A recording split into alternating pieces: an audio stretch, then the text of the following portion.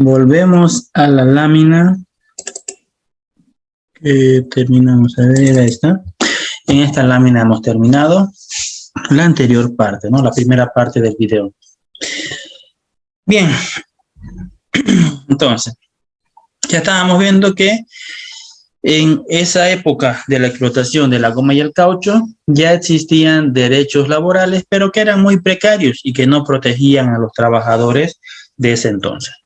Con el transcurrir del tiempo, ya fueron aprobándose más leyes, más reglamentos y más normativas que iban favoreciendo al trabajador para que de esta manera se sienta más protegido. Y mencionábamos algunos de ellos, ¿no?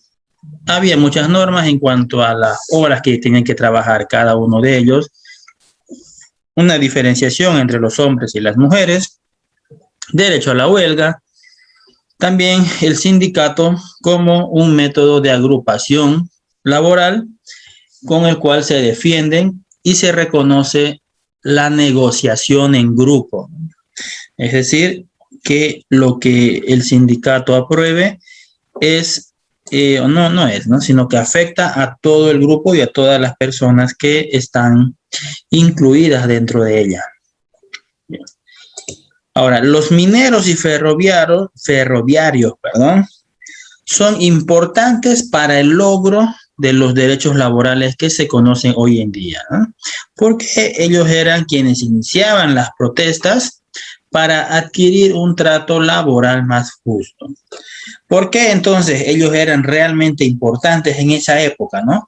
Porque Bolivia era un país, no digamos que en su totalidad, pero donde la minería tenía un peso fuerte, ¿no? La minería era una actividad, podemos decir que movía o controlaba el PIB del país.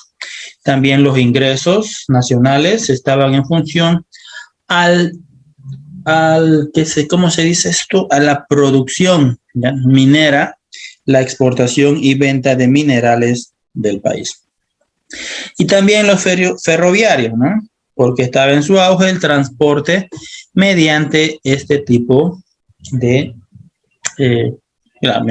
transporte. Perdón. A ver, déjenme un momentingo aceptar a David. No sé si es que...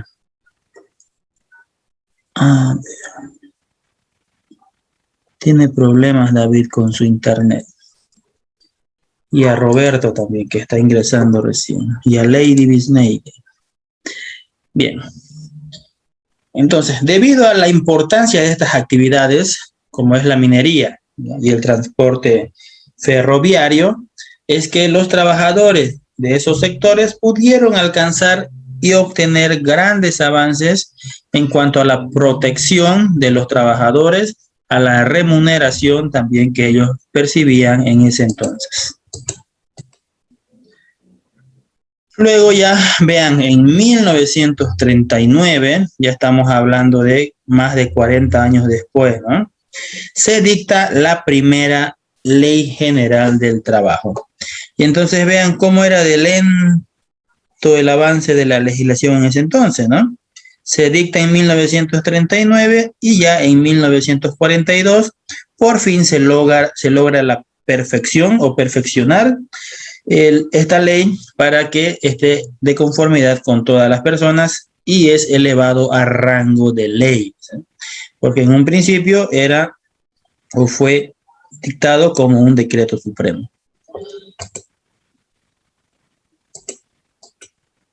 Y ahora sí. Eso es en cuanto a lo que ha ocurrido históricamente en Bolivia, ¿no? En sí, hay muchos otros acontecimientos que han marcado las luchas laborales del país, pero van a estar dirigidos a los grupos expositores, ¿ya?, para que ellos puedan explicarnos, ¿ya?, y que no exista una doble explicación por parte del docente y por parte del grupo, ¿ya? Eso vamos a dejarlo de lado para ellos. Ahora, hablemos de los principios del derecho laboral, ¿ya? Bien, en Bolivia, el derecho laboral se encuentra enmarcada en la Constitución Política del Estado. Si ustedes van a la Constitución, lo van a encontrar entre los artículos 46 y 54. Bien, ¿qué se logra entonces con tener los derechos laborales en la Constitución Política del Estado? ¿Ya? Esto es lo que se conoce como constitucionalización del derecho del trabajo. Una vez enmarcados los derechos en la Constitución, pues entonces ya no hay cómo vulnerar aquellos derechos, ¿no? Porque están en la ley madre del país o de la nación. Entonces, ese ha sido un gran logro que se dio para el derecho laboral, tenerlo dentro de la Constitución. Vamos a ir viendo uno por uno, ¿ya? A ver, Sirle, ¿nos escucha Sirle? Sí, Licen, buenas noches. Muy bien. El 46, por favor, ¿nos los lee? Sí, artículo 46. Derecho al trabajo digno, con seguridad industrial, higiene y salud ocupacional, sin discriminación y con remuneración o salario justo, equitativo y satisfactorio, que le asegure para sí y su familia una exigencia digna. Derecho a una fuente laboral estable en condiciones equitativas y satisfactorias. Bien, muchas gracias. Entonces, el primer artículo se resume en el derecho al trabajo digno, ¿ya? Obviamente, con un salario justo, que sea equitativo en función a lo que también ganan sus colegas o las personas que están en su mismo rango. También tiene derecho a que ese salario sea satisfactorio, ¿ya? Es decir, no está obligado a trabajar si su salario no le parece el correcto, ¿ya? Siempre y cuando ese salario sea suficiente para tener a su familia mediante una existencia digna. Si no le alcanza, pues obviamente no está obligado a trabajar en ese trabajo. Bien, entonces tiene derecho a un trabajo digno, a una remuneración satisfactoria y equitativa. También tiene derecho a una fuente laboral estable, dice, ¿no? Cuando nos referimos a una fuente laboral estable, es que tiene que tener seguridad en cuanto a la permanencia del trabajador en su cargo, ¿no? Es decir, que no tenga una amenaza de que lo van a votar. Por esa razón, ya no existe en la actualidad, bueno, no se debería aplicar, aunque tal vez lo apliquen en algunas instituciones públicas, lo que es el trabajo con contrato con fecha definida, ¿no? Contrato laboral con fecha definida. Si bien es cierto que lo siguen utilizando y las instituciones públicas lo utilizan, ¿no? Pero en sí se ha establecido por el Ministerio de Trabajo que ya no lo utilicen. ¿Quién iba a hablar? Yo le hice. Que eso no está tan así en Bolivia, ¿no? Por ejemplo, yo le doy un ejemplo. Actualmente se establece en Bolivia lo que es la contratación por 3 meses a prueba. Contratan personal durante 3 meses y antes de cumplir los 3 meses lo despiden al personal de tal forma que se liberan de todo derecho, se liberan de toda obligación patronal, todas las empresas. Y vuelven a contratar otro personal y antes de cumplir los 3 meses otra vuelta los despiden. Con esto se evitan pagar lo que es indemnizaciones, se evitan pagar AFP, Caja Nacional, etcétera, etcétera. Lo digo porque yo he trabajado en algunas empresas donde se aplica esto, ¿no? Tanto en el área pública como privada. ¿Ya? Y eso por ejemplo, dice derecho al trabajo digno con seguridad industrial, higiene y salud ocupacional sin discriminación y con remuneración o salario justo, equitativo y satisfactorio que le asegure para sí y su familia una existencia digna. Empezando por el Estado, pues violan todo eso, lo que dice ahí, ¿no? Si nos damos cuenta, en el Estado hay harta discriminación. No hay salario justo, porque si fuera un salario justo todos ganarían casi el mismo salario. Derecho a una fuente laboral estable. En el mismo estado no existe la estabilidad laboral. Si entras por política estás sujeto a que te despidan el siguiente año porque tiene que entrar otro grupo de otro dirigente que apoyó la campaña. Así es, una alcaldía, gobernación, gobierno. En todas las instituciones públicas es así. Sí. Sí, tiene razón Pedro, ¿no? Y nos olvidamos colocar justamente lo que era ese periodo de prueba, ¿no? Cuando mencionábamos los disfraces que existen por parte del empleador. Y sí es correcto, ¿no? El periodo de prueba es podemos decir, una artimaña que se utiliza, ¿no? Para no tener un vínculo laboral con el trabajador. Pero eso también a veces es en complicidad del mismo trabajador, ¿no? Que firma contrato cada 3 meses, ya sabiendo que el empleador se está desvinculando de sus obligaciones, pero ellos necesitan trabajar, ¿no? Y a veces la persona que está supuestamente en prueba es la misma persona. Entonces, muchas veces por la necesidad de trabajar, se aceptan esas prácticas, ¿no? Que no son ilegales, pero tampoco son muy morales, ¿no? Son inmorales. Creo que Ruth también quería hablar. Que le iba a decir lo que el compañero dijo, pues que ni el Estado cumple lo que dice en la Constitución política, porque ahora todo es por política. Por ejemplo, ese es mi caso de mí. Yo trabajo en una institución pública y como acá, digamos, ganó la oposición, después de que ganó el MAS, ¿no ve? Como en la presidencia, en las municipales perdió, digamos, el MAS, y a todos los que contrató el MAS que están sacando ahorita, digamos, no importando sus años de antigüedad. Sí. Sí, ese es el riesgo de estar en el área pública, ¿no?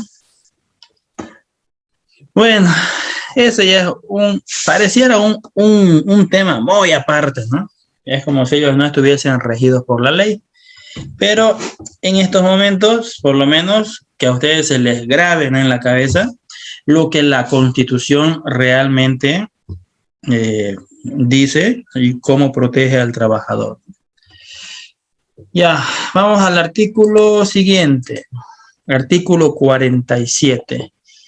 Erlan Parra, ¿nos escuchan?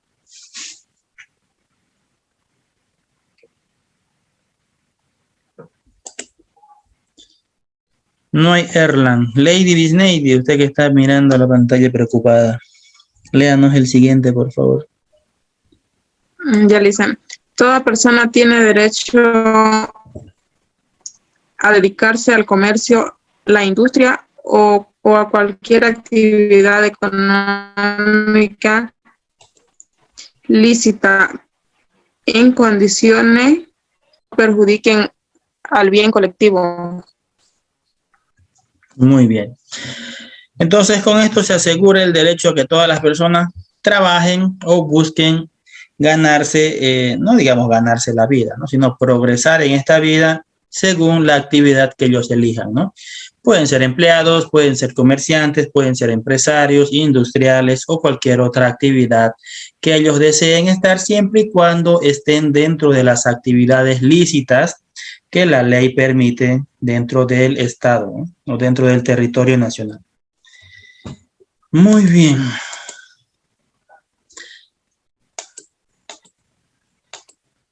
Vamos al artículo 48. José Antonio Pereira, ¿nos escucha? ¿Nos lo puede leer?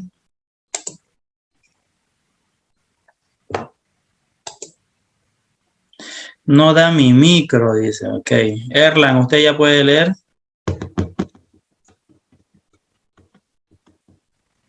Yo lo leo, Lisa. Ya, muy bien. Las disposiciones sociales y laborales son de cumplimiento obligatorio. Las normas laborales se interpretarán y aplicarán bajo los principios de protección de los trabajadores. Los derechos y beneficios reconocidos a favor de las trabajadoras y los trabajadores no pueden renunciarse. Perfecto, muchas gracias. Entonces, algo importante acá. Las normas laborales, algo que pasa siempre cuando ustedes van al Ministerio de Trabajo, ¿no? Si es que ustedes ya tuvieron en algún momento que acudir al Ministerio de Trabajo para, bueno, suena feo, ¿no? Pero es como para demandar a su anterior empleador, porque si están ahí es porque ya lo despidieron, ¿no? Entonces, ustedes se habrán dado cuenta que el Ministerio de Trabajo siempre está a favor del trabajador, ¿ya? ¿Por qué? Dice, porque aquí en el artículo 48 nos marca que las normas laborales se interpretarán y aplicarán bajo los principios de protección de los trabajadores. Entonces, el Ministerio de Trabajo actúa o trabaja bajo el criterio de que el empleado tiene la razón o que el empleado tiene, digamos, la versión verdadera de lo que está ocurriendo y de que el empleador tiene que ir a, digamos, con pruebas, con papeles, por lo menos a decir, o a ¿cómo se dice? No es como desenmascarar, ¿no? Porque tampoco el empleador es mentiroso, o el empleado es un mentiroso, ¿no? Sino a tratar de equilibrar, digamos, la balanza, ¿no? Para que no sea, para que no digamos, se cumpla todo lo que el empleado está solicitando, más o menos. No sé si alguien ya ha ido alguna vez al Ministerio de Trabajo a solicitar alguna queja, ¿ya? Siempre, por ejemplo, cuando está mi finiquito. Ya, para el finiquito, por ejemplo, ¿no? Cuando ustedes van a solicitar su finiquito, si ustedes le dicen al trabajador del Ministerio de Trabajo que ustedes ganaban 5,000, él se las cree y él le calcula un finiquito en base a esos 5,000.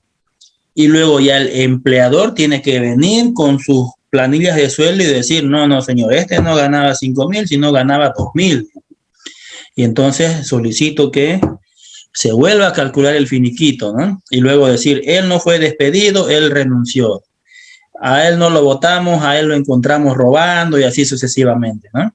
Porque hay ciertas actividades ilícitas o deshonrosas que el trabajador puede cometer y que eso amerita su despido, ¿no? Sin derecho a su remuneración, sin derecho a, no a todos sus beneficios sociales, ¿no? Pero por lo menos ya le quitan lo que viene a ser el desahucio y varios de otros beneficios, ¿no?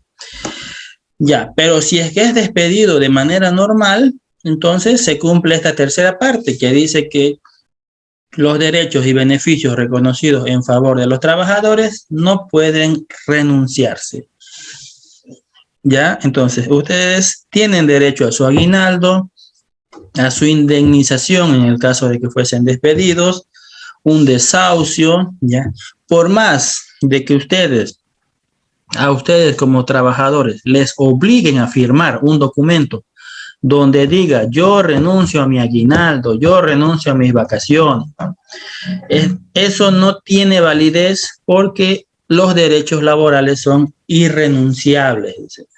Sí o sí tienen que cancelarse, ya sea de manera económica o de alguna otra manera, ¿no? Como por ejemplo en productos, en acciones, ¿no? Diferentes formas de llegar a un arreglo. Y también en este artículo menciona, ¿ya? Nuevamente les digo, menciona, no quiere decir que sea cumplido por todas las empresas, ¿no? Pero nos dice que los sueldos y salarios devengados y no pagados tienen el privilegio y la preferencia sobre cualquier otra acreencia. Es decir, tienen prioridad de pagarse ante cualquier otra deuda que tenga la empresa, ¿no? Sueldos y salarios. Cosa que tampoco se da porque ustedes saben que sueldos y salarios lo dejan para el final siempre, ¿no? Hay empresas que deben 2, 3, 4 meses de sueldo, ¿no? Pero siguen pagando al banco, siguen pagando alquileres. Entonces lo dejan también hasta el final, obviamente llegando a un acuerdo con los trabajadores, ¿no? Diciendo te voy a pagar, y el trabajador acepta esperar. Esto pasa mucho en Blooming, ¿no? Artículo 49. Se reconoce el derecho a la negociación colectiva. A ver, ¿qué entienden por negociación colectiva? ¿Qué se les viene a la mente?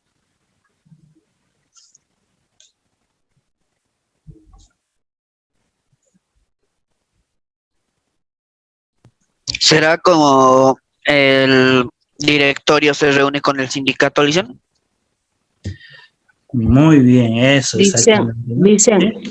puede ser una negociación que se haga el empleador con el empleado cuando llegan al Ministerio de Trabajo.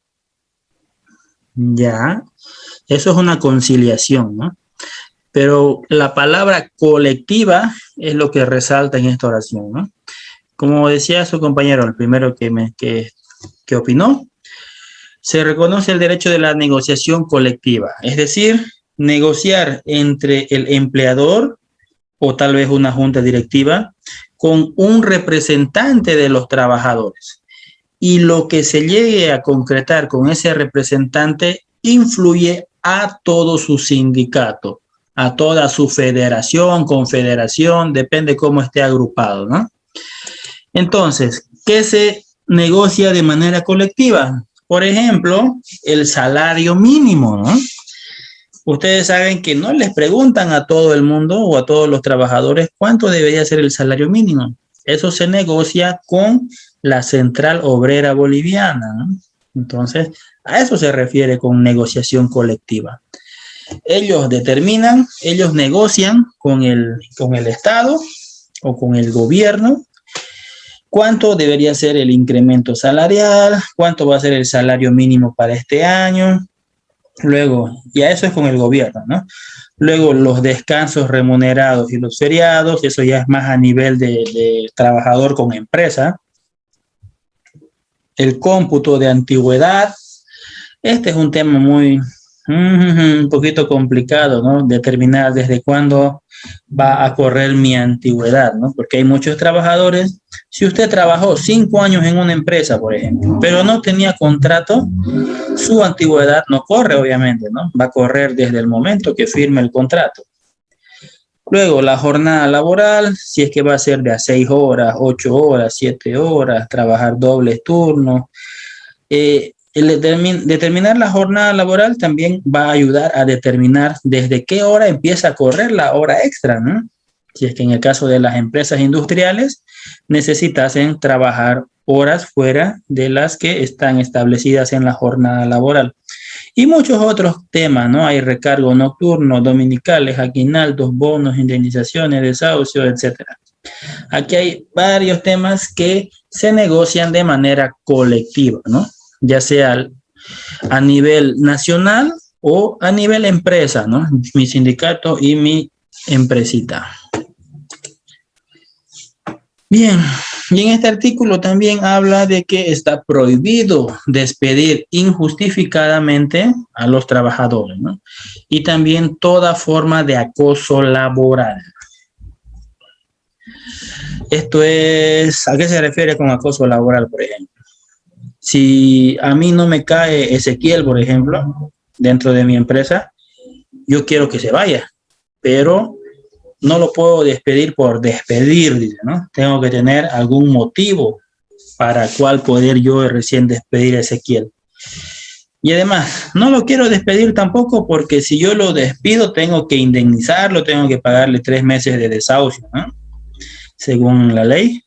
Entonces, ¿qué es lo que hago? Lo acoso laboralmente. Imaginemos que Ezequiel era el contador. Yo le voy a decir, bueno, Ezequiel, desde mañana se va a ir a sacar fotocopias para todos los departamentos, ¿no? Y lo cambio de puesto. Y entonces trato de forzarlo para que Ezequiel renuncie. Y si Ezequiel aguanta, digamos, 3 meses sacando fotocopias, bueno, Ezequiel desde la siguiente semana, desde el siguiente mes ya va a cambiar su horario de trabajo y va a agarrar el horario nocturno.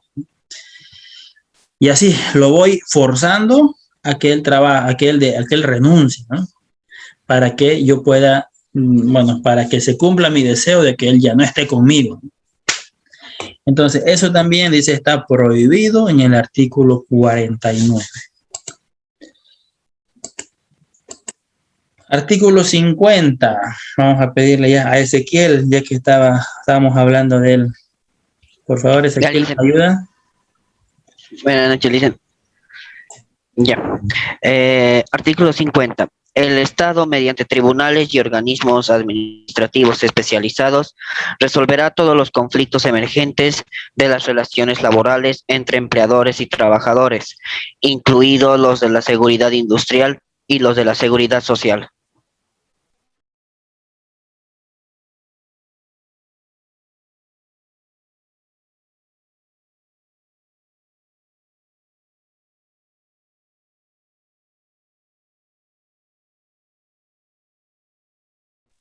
Ya está, dicen. Ah, perdón, había estado sin audio yo. Van a disculpar. Voy a volver a repetir todo lo que dije ahora. El artículo 50, entonces, es simplemente para garantizar que el Estado va a intervenir en la resolución de conflictos, ¿no? Entre los empleadores y los empleados. ¿Sí? Entonces, eso también le brinda mayor seguridad digamos, a la fuerza laboral, ¿no? De que tiene un Estado que lo resguarda, por lo menos en la Constitución, ¿no?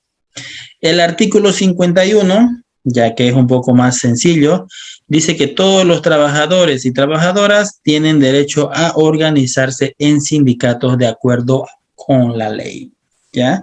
Reconoce el derecho a organizarse en sindicatos, entonces. Ya originalmente el sindicato tenía la finalidad de defender al trabajador, de que no sufra ningún abuso, aunque en la actualidad se lo utiliza más para la chupa, ¿no? Aquí a 2 cuadras de mi casa hay un sindicato y todos los fines de semana beben, así que se desvirtúa su finalidad, ¿no?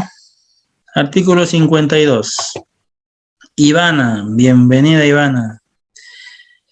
Vamos a darle el privilegio de leer.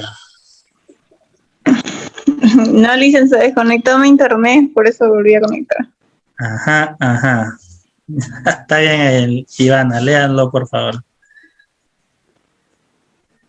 Artículo 52. Se reconoce y garantiza el derecho a la libre asociación empresarial. El patrimonio de las organizaciones empresariales, tangible e intangible e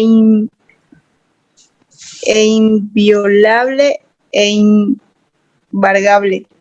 Es inviolable, ¿no? E inembargable. Muy bien, gracias, Ivana.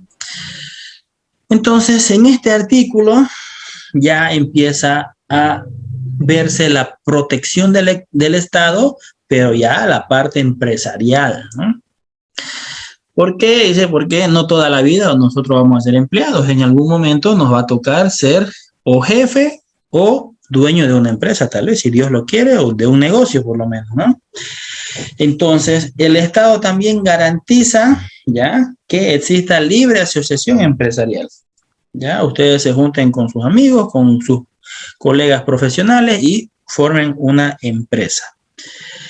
Bien, ¿por qué? Porque también la empresa es importante para que exista fuente laboral. Vamos a ver, creo que más adelante dice que el Estado tiene la obligación de crear fuentes laborales para la población, y eso no podría en sí ser tan fácil si es que no existiesen las empresas, ¿no? Entonces, por eso el Estado tiene que también brindar protección al sector empresarial. De esta manera, el patrimonio de las organizaciones, ya sea un patrimonio tangible, como es el dinero, como es el edificio, los autos, sus muebles y su producción, ¿no? Y también lo intangible, cuando dice intangible, lo que no se puede tocar, como su know-how, por ejemplo, sus patentes, ¿no? Todo lo que no es tocable, no es táctil, entonces eso es inviolable e inembargable.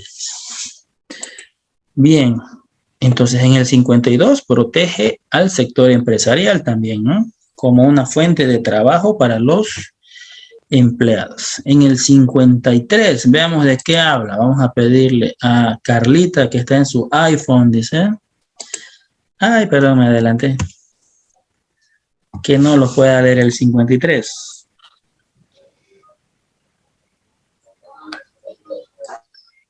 Se garantiza el derecho a la huelga como el ejercicio de la facultad legal de los trabajadores y trabajadoras y trabajadores de suspender laborales para la defensa de sus derechos, de acuerdo con la ley. Muy bien. Entonces, el artículo 53, ¿qué es lo que hace? Simplemente garantiza al trabajador el derecho a la huelga, ¿no? Pero ya mencionamos, esta es la Constitución, ¿no? Pero ya en su reglamento ya menciona, o en la Ley General del Trabajo, y vamos a verlo, que no podemos ir a la huelga solo porque sí, ¿no? Sino que hay que cumplir ciertos pasos, más o menos, como la cebolla, ¿no? Tiene capas, tiene que cumplirse una por una, ¿no? Por ejemplo, si yo quiero un incremento, o yo quiero que le doten de botas a mis trabajadores, ¿no?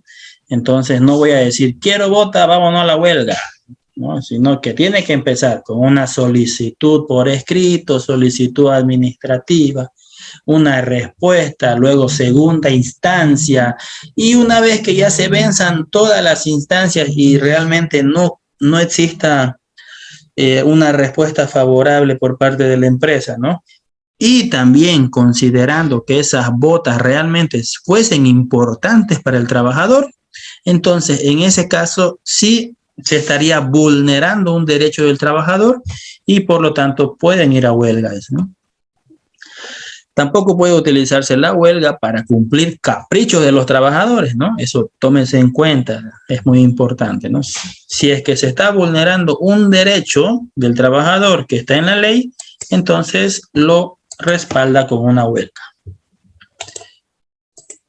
Bien, y el último artículo, el artículo 54. Vamos a pedirle a Ruth, usted léanos por favor el 54. Es obligación del Estado establecer políticas de empleo que eviten desocupar. No me sale el dicen por el desocupación y la subocupación con la finalidad de crear, mantener y generar condiciones que garanticen a las trabajadoras y los trabajadores posibilidades de ocupar laboral digna y de remuneración justa. Muy bien, gracias. Aquí está el artículo que les comentaba, ¿no? El Estado está obligado, es su obligación, dice, crear empleos. Y si no crea empleos, crear políticas que generen empleo, ¿no? Que motive al sector privado a que ellos generen empleo para la población, ¿no? De esa manera se garantiza que todas las familias tengan fuente de empleo, que se mueva la economía y tiene muchos beneficios, ¿no? Tener una política laboral que genere empleos. Bien, ese era el último artículo de la ley. Ay, nos quedan 2 minutos y yo creo que no nos va a alcanzar estos 2 minutos. Para no quedar a medias, vamos a cortar este link y enseguida les mando el siguiente. ¿Perfecto?